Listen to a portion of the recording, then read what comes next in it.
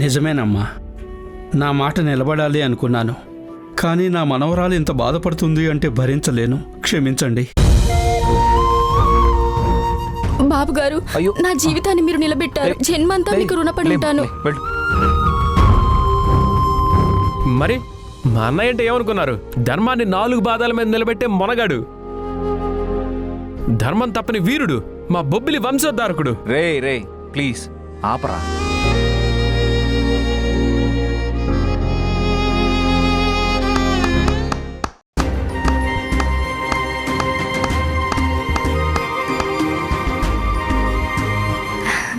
చాలా గొప్పగా తీర్పు చెప్పావు బావా.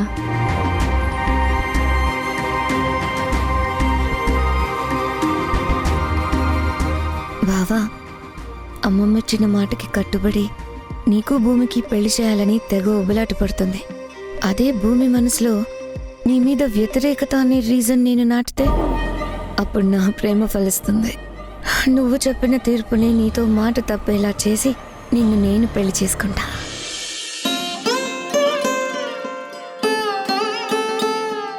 అమ్మా దక్ష, 20 ఏళ్ల క్రితం నీకిచ్చిన మాట కొన్ని రోజుల్లో సాకారం కాబోతోంది. దీక్షితులు గారు పెళ్లి ముహూర్తాలు పెట్టారు. మరి కాసేపట్లో ఇక్కడికొచ్చి ఆ శుభముహూర్తం ఎప్పుడనేది అందరి ముందు చెప్తారు. నీ కూతురు నా ఇంటి కోడలు కాబోతోంది. తన ఇంటి పేరు నా ఇంటి పేరుగా మారుతుంది. ఇన్నేళ్ల నా కల ఇప్పటికి నెరవేరుతుంది. నీకిచ్చిన మాట నిలబెట్టుకున్నాను అన్న సంతృప్తి నాకు కలుగుతుంది. నువ్వు ఏ లోకల్లో ఉన్నా నీ కూతుర్ని నువ్వు ఆశీర్వదించమ్మా. ఎక్కడా ఎలాంటి ఆటంకం రాకుండా నువ్వే దీవించు తల్లి.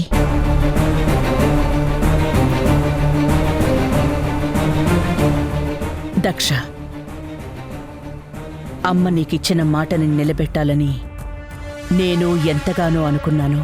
ఈ వంశ గౌరవం మరింత పెరగాలని, ఈ ఇంటి పరువు ప్రతిష్టలు పెరగాలని, బొబ్బిలి పేరు చెప్తే 100 సంవత్సరాలు గడిచినా ఆ పేరు అజరామరంగా నిలబడాలని అమ్మ దగ్గర మాట తీసుకున్నాను. అదే జరగాలి అని నేను కోరుకుంటున్నాను. కాని పురిటి పిల్లగా ఉన్న పిల్లని ఈ మట్టికి దూరం చేశాను. 20 సంవత్సరాలు ఈ మట్టి వాసన తెలియకుండా పెంచాను. ఇప్పుడు నా ఇంటి కోడల్ని చేసుకున్నాక దానికి తెలియాల్సిన నిజాల్ని బయట పెడతాను. తను తెలుసుకోవాల్సిన బంధాల గురించి చెప్తాను. ముందైతే ఆ 3 ముళ్ళు పడాలి. అంతవరకు నీ కూతుర్ని కవచంలా నువ్వే కాపాడమ్మా. అందరి ఆలోచన ఒక్కటే, అందరూ కోరుకుంటున్నది ఒక్కటే. ఈ ఇంట్లో ఏం జరిగినా ఈ ఇంటి గౌరవం నిలబడాలి.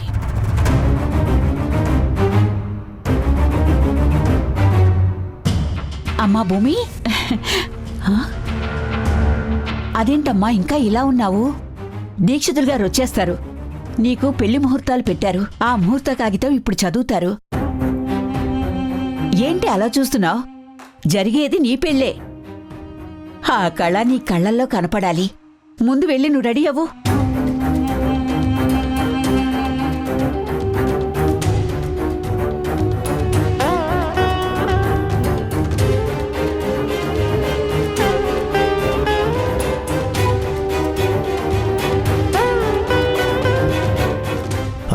రండి దీక్షితులు గారు, రండి, కూర్చోండి. నమస్కారం బాబు. మీకోసమే అత్తయ్య గారితో సహా అందరూ ఎదురు చూస్తున్నారు. అదిగో అత్తయ్య గారు వచ్చారు. అమ్మా నమస్కారం.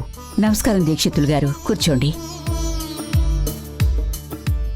అమ్మా జ్యోతి, దీక్షితులు గారికి జ్యూస్ తీసుకురా.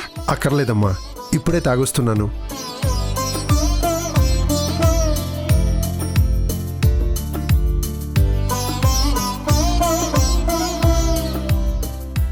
ఏంటి డాడీ, ఆ దీక్షితులు పెళ్లి ముహూర్తాలు పెట్టుకుని వచ్చినట్టున్నాడు? అవునమ్మా, మీ అమ్మ కబురు పంపింది కదా, ఆమె మాటంటే ఈ దీక్షితులకి శాసనం. అందుకే ముహూర్త కాగితంతో వచ్చినట్టున్నాడు. అదిగో పెళ్లి కొడుకు కూడా వచ్చాడు. రా నాన్నా. కూర్చో. దీక్షితులు గారు, అయితే తొందరలోనే మా ఇంట్లో పెళ్లి బాజాలు మోగేలా ఉన్నాయి కదా? అవును బాబు, మంచి ముహూర్తం కుదిరింది. చాలా ఏళ్ల తర్వాత పెళ్లి వాయిద్యాలు మోగుతున్నాయి.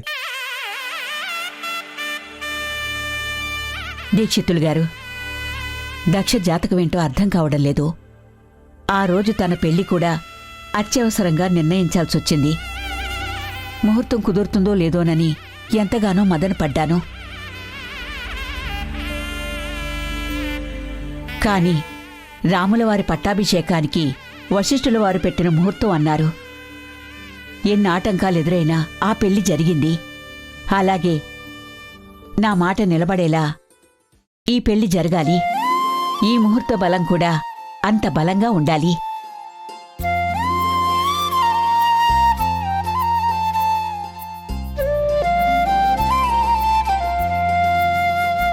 అమ్మా, అమ్మ కడుపులో పిండం పడగానే జన్మించబోయే ప్రతి జీవికి ఆ విధాత ఒక రాత రాస్తాడు. ఆ బిడ్డ భూమి మీద పడినప్పుడే మీరొక మాటిచ్చారు. ఆ మాటని దేవుడిచ్చాడు. ఆయన ఆశీర్వదించాడు కాబట్టి అది తప్పకుండా జరిగి తీరుతుంది.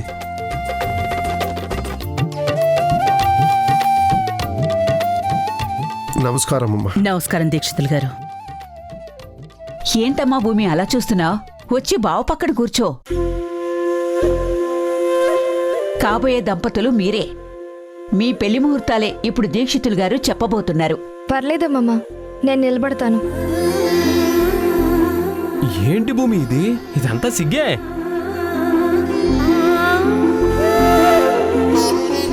మా భూమికి ఎప్పుడు భయంతోనే ఏదో ఒకటి చేయడం అలవాటు అనుకున్నాను. కానీ పెళ్లి ముహూర్తాలు పెట్టే సమయానికి భర్త పక్కన కూర్చోకుండా సిగ్గుపడ్డం కూడా వచ్చని తెలిసేసరికి చాలా ఆనందంగా ఉంది. Good development, keep it up.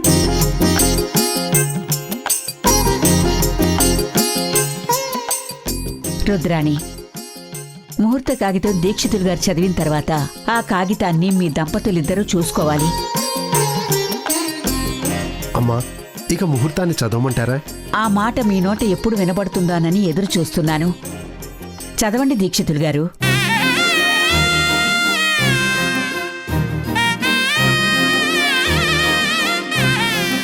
శ్రీరస్తు శుభమస్తు అవిఘ్నమస్తు స్వస్తి స్త్రీ.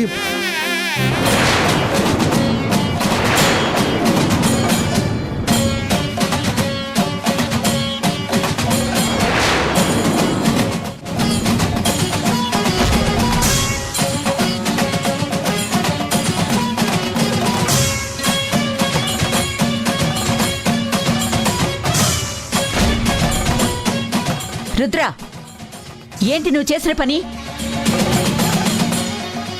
అమ్మా, అది ఆడపిల్లకు పెట్టే పెళ్లి ముహూర్త కాగితం. దాన్ని అలా చింపడం అమంగళం.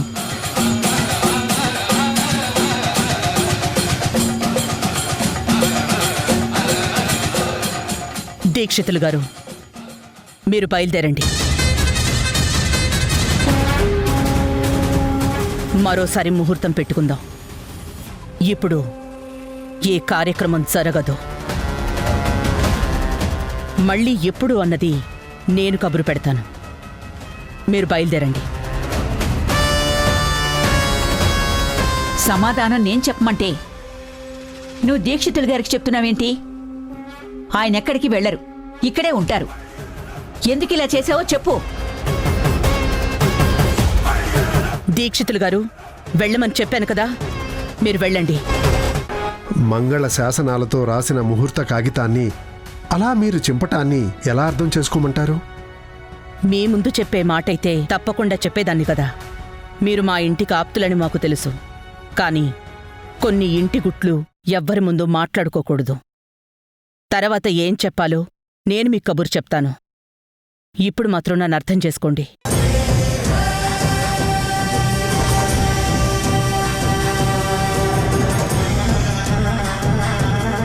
నేనెందుకిలా చేశానో మీకు తెలియాలి, అంతే కదా? దానికి కారణం భూమి.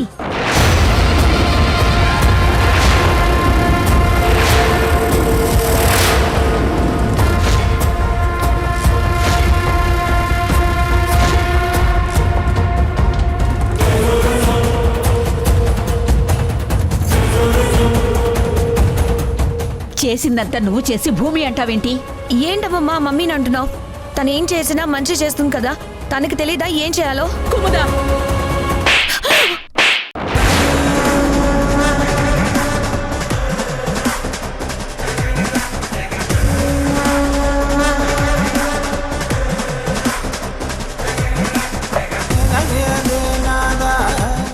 పెద్దవాళ్లతో మాట్లాడేటప్పుడు పద్ధతిగా మాట్లాడమని చెప్పాను. ఆవిడ నా తల్లి. నువ్వలా ఆవిడతో మాట్లాడితే ఊరుకునే ప్రసక్తే లేదు.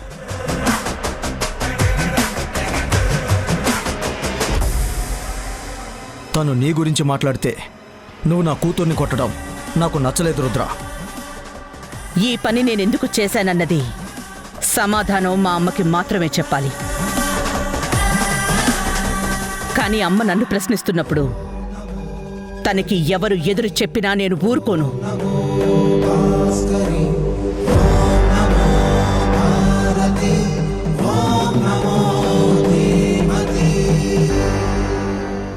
జానకి, కడుపులో ఎలకలు పరిగెడుతున్నాయి.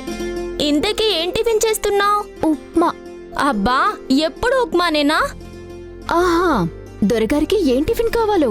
2 ఇడ్లీ, 2 గారెలు, ఇంత ఉప్మా, అంత పెసరట్టు, ఒక మసాలా అట్టు, ఒక మామూలు అట్టు, ఇలా ఒక 4-5 రకాలు చేసి పెట్టు, నేను తిని పెడతాను.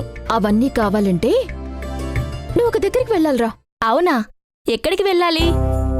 అక్కడికి వెళ్తే అవన్నీ ఉంటాయా? నువ్వు అడిగినవన్నీ ఉంటాయి. వాటితో పాటు ఇంకొక 2-3 ఎక్స్ట్రా ఉంటాయి. కావలసినన్ని పెడతారు. అబ్బా జానకి, నువ్వు చెప్తుంటేనే నా నోరూరిపోతుంది. ముందు అడ్రస్ ఏంటో చెప్పు, పరిగెత్తుకుంటూ వెళ్ళి తినేసి నడుచుకుంటూ వచ్చేస్తాను. అవునా?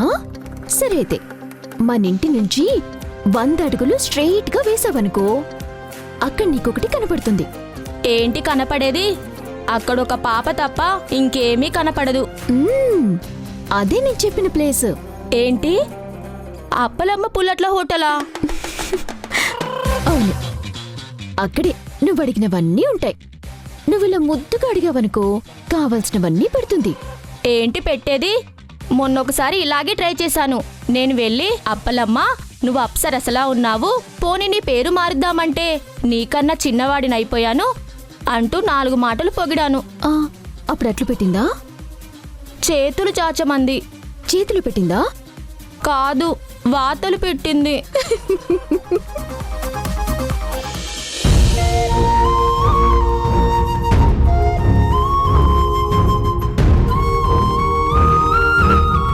నాన్న, మంచినీళ్ళు. ఏంటన్నా అప్పుడే వచ్చేసారు? ముహూర్తాలు పెట్టడానికి వెళ్ళారు కదా, వెంటనే చెప్పారా? వాళ్ళకి ఆ ముహూర్తం ఓకేనా? ఇంతకీ పెళ్ళెప్పుడు ఎక్కడ చేస్తున్నారు? నేను ముహూర్తాలు పెట్టానమ్మా, కానీ అది ఎప్పుడు అన్నది అక్కడ ఎవరూ వినలేదు. అదేంటి నాన్న, వాళ్ళే అడిగారు కదా, వినకపోవడం ఏంటి? నాకు తెలియదమ్మా. సరిగ్గా ముహూర్తం చదివే సమయానికి రుద్రాణి గారు వచ్చి ఆ ముహూర్త కాగితాన్ని చింపేశారు. ఈ పెళ్లి వద్దు అన్నారు. భూమికి పెళ్లి చేయాలనే కదా తన తండ్రికి కూడా దూరంగా ఉంచుతున్నారు. మరిప్పుడు ఇలా ఎందుకు చేశారు? వాళ్ళ విషయాలన్నీ అందరితో చెప్పుకోరమ్మా. ఆ 4 గోడల మధ్య ఉంటాయి. అక్కడ ఏం జరుగుతుందో తెలియడం లేదు. కానీ ఈ పెళ్లి జరగదని మాత్రం నాకు అర్థమైంది. ఏంటి నాన్న ఈ అన్యాయం? తండ్రి కూతుర్ని కలవకుండా ఆపింది ఈ పెళ్లి జరిపించడానికని మీరే కదా చెప్పారు. మరిప్పుడు ఈ పెళ్లి కూడా వద్దంటున్నారంటే అసలు రుద్రాణి గారు మీరు చెప్పినట్టు మంచి మనిషేనా, లేక ఆవిడ మనసులో ఇంకేమైనా ఉందా? మనకు తెలియకుండా ఎవరి మీద నిందలు వేయకూడదు. ఆవిడ నిర్ణయం తీసుకున్నారు అంటే ఆవిడ ఏం ఆలోచించారో, ఆవిడ మనసులో ఏముందో ఎవరికి తెలుసు? ఇందులో తెలియడానికేముంది? నిలువెత్తే స్వార్థం దాగుందని తెలుస్తూనే ఉంది కదా. తప్పు జానకి, అలా మాట్లాడకూడదు. ఏంటి నాన్న తప్పంటున్నారు? భూమి వల్ల అమ్మాయి బతుకుంటే ఆవిడ ఇలాంటి నిర్ణయం తీసుకోగలదా? ఇంత సాహసం చేయగలదా? ఆవిడ లేదనే కదా ఈవిడ ఆడింది ఆట పాడింది పాట అవుతుంది. ఛ!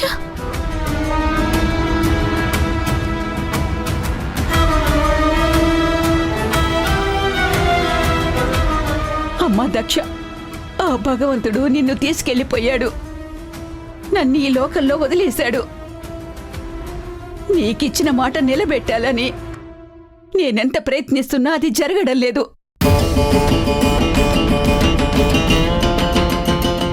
శత్రువులనే వాళ్ళు బయటుంటారు అనుకున్నాను, కానీ అయిన వాళ్లే శత్రువులు అవుతారని ఊహించలేకపోయాను. శత్రువు నేనా?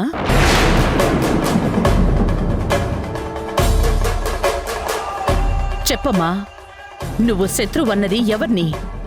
నన్నేనా? నేను నీకు శత్రువులా కనిపిస్తున్నానా? ఏ కాదు అంటావా? నువ్వు చేసింది మంచి అంటావా? అంత తప్పు రుద్రాణి ఏం చేసింది అత్తయ్య? ఈ కుటుంబం గురించి తను తప్పించింది. ఈ ఇంటి గౌరవం నిలబెట్టాలని ఎప్పుడూ శ్రమించింది. ఆ త్యాగాన్ని కూడా మీరు గుర్తించరా? ఇన్ని రోజులు నేను అలాగే అనుకున్నాను. మీరంతా అయిన వాళ్లే అనుకున్నాను. నా చుట్టూ ఉన్నవాళ్లు నాకు కొన్నంత బలంగా ఉంటారు అనుకున్నాను. కానీ అది తప్పు అని ఈ రోజే కదా తెలిసింది. అదేంటమ్మమ్మ అలా మాట్లాడుతున్నావు? నువ్వు మాట్లాడుతున్నది నీ కూతురు గురించి. అది మర్చిపోతే ఎలా? ఎవ్వరు ఏం మాట్లాడొద్దు. మా అమ్మ మనసులో ఏమనుకుంటుందో ముందది తెలియాలి. తర్వాత నిజమేంటో మా అమ్మకి నేను చెప్తాను. ఏంటి నువ్వు చెప్పేది? ఇంక నువ్వు చెప్పడానికి ఏమీ లేదు. ఇన్ని రోజులు నీ మమకారం నటన. నువ్వు చూపించిన ప్రేమంతా ఒట్టి అబద్ధం.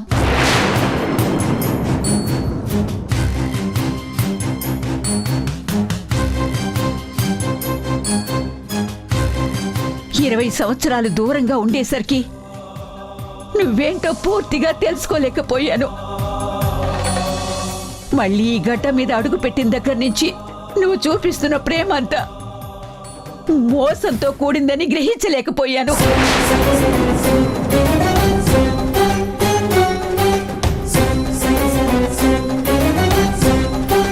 నిందలు వేయడం అయిపోయిందా అమ్మా? నీ కూతురు గురించి నువ్వే అలా ఆలోచిస్తే నా చుట్టూ ఉన్నవాళ్ళు ఎలా ఆలోచిస్తారు? ఈ ఇంటి రక్తం తప్పు చేస్తుందని నువ్వు అనుకుంటున్నావా?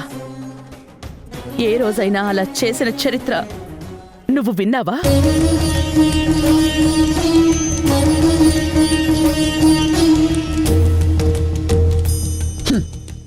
బొబ్బిలి వంశ చరిత్ర చాలా గొప్పది రుద్రా. ఆ చరిత్రకెప్పుడు చెదలు పట్టలేదు. కాని ఇప్పుడు నిన్ను చూశాక గౌరవం ఉండదు అన్న భయం పట్టుకుంది.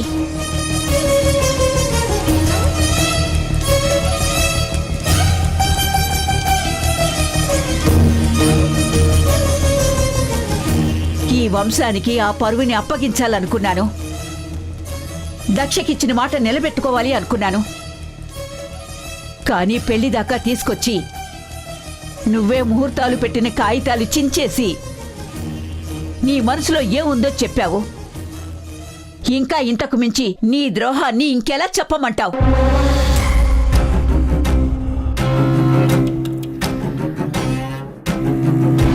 అమ్మా, ఇంతేనా నువ్వు నన్ను అర్థం చేసుకుంది? మేము నీ కడుపున పుట్టకపోయినా కన్న తల్లి కన్నా ఎక్కువగా పెంచావు.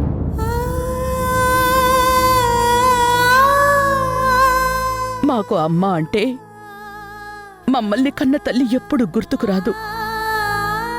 నువ్వే మాకు కనిపిస్తావు. అలాంటిది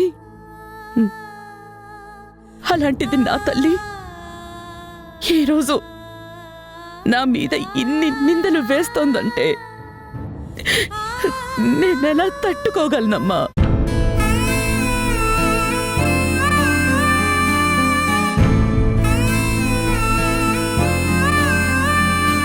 కన్నీళ్లు పెట్టుకున్నంత మాత్రాన చేసిన పాపం ఆ కన్నీళ్లలో కొట్టుకుపోదు. ఇంకా నటించడం ఆపి ఇప్పటికైనా నిజాన్ని ఒప్పుకో.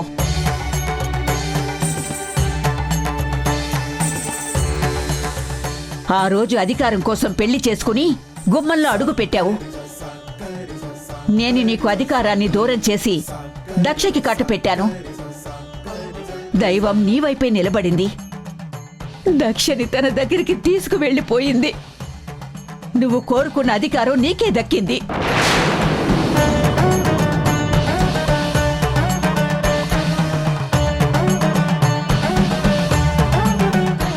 ఏళ్లుగా ఈ వంశాన్ని, ఈ ప్రాంతాన్ని నువ్వు శాసిస్తున్నావు. ఇప్పుడు భార్గవికి భూమికి పెళ్లి జరిగితే ఆ అధికారం నీకు దూరం అవుతుంది. ధర్మపీఠం ముందు నిలబడే అర్హత తప్ప దాని మీద కూర్చునే అర్హత నీకు పోతుందని ఈ పెళ్లిని ఆపాలనుకున్నావు.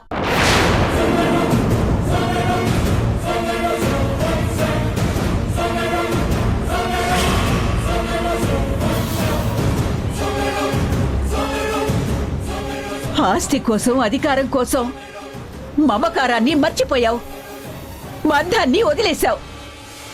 ఇచ్చిన మాటను గంగలో కలిపేశావు. చాలమ్మా.